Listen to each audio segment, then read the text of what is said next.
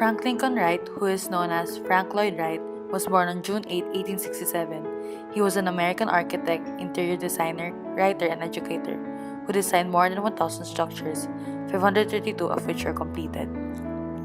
Wright believed in designing structures that are in harmony with humanity and its environment, a philosophy he called organic architecture. This philosophy was best exemplified by Falling Waters. America has nominated 10 buildings by Frank Lloyd Wright for international listed status and already designated U.S. landmarks. The nominations were made by the U.S. Department of the Interior and were originally proposed by the Frank Lloyd Wright Building Conservancy, an organization dedicated to protecting the architect's surviving buildings.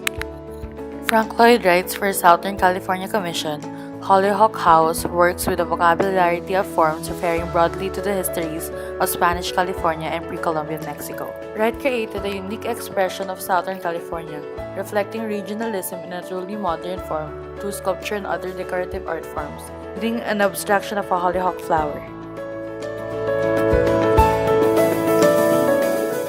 Was called the best all-time work of American architecture, perched above a mountain cataract on a rocky hillside deep in the rugged forests of southwestern Pennsylvania.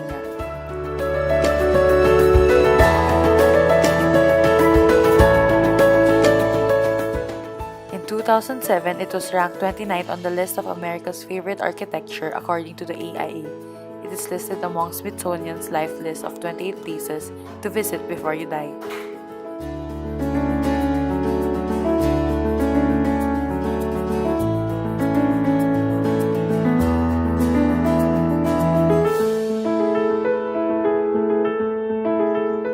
The Solomon R. Guggenheim Museum is among the most visited sites in New York City, with more than 1 million visitors annually. Guggenheim established and continues to set the standard of the idea that a modern museum would by its form.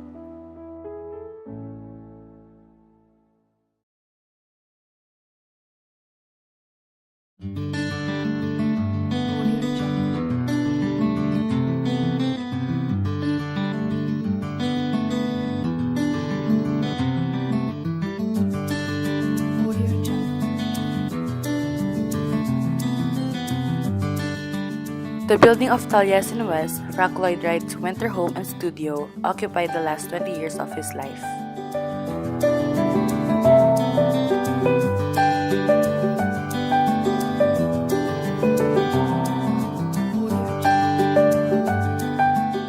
The Robbie House is the most famous and most influential work of Frank Lloyd Wright's prairie houses.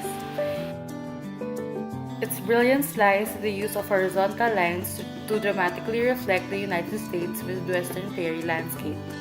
Unity Temple is Frank Lloyd Wright's only surviving public building from his prairie period. Limited by a modest budget and an urban site, Wright created a bold design and used unconventional materials to produce a groundbreaking building. Was ranked by the American Institute of Architects as one of the 20 most important residential designs of the 20th century. It uses the most basic geometric forms and materials to create economical, small spaces and elegant but minimalistic design.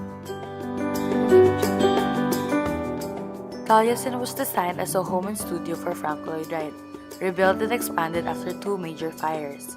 It grew and evolved over half a century under Wright's direction.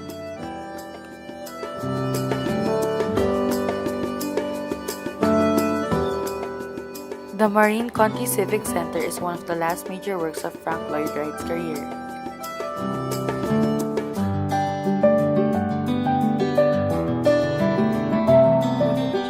It was his only realized project for a government entity.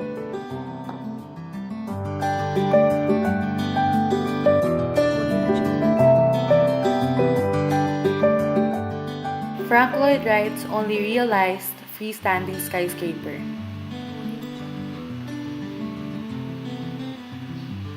The building was conceived and designed to serve as a multi-purpose tower for commercial as well as residential uses.